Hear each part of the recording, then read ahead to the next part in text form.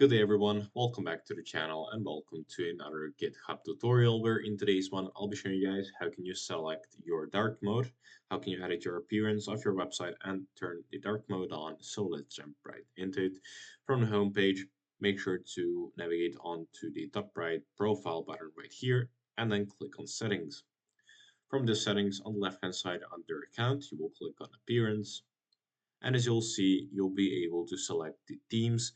To select the night theme or a dark theme, you will select one of these. So if you click on this one, simply click on nighttime and use it as your preference. So for this one, you can activate it or deactivate it depending on which one you'd like. So for dark default, dark high contrast, whichever one you like to choose, you will click on it and it will automatically save. So now when you go back to your dashboard, your account will look something like this.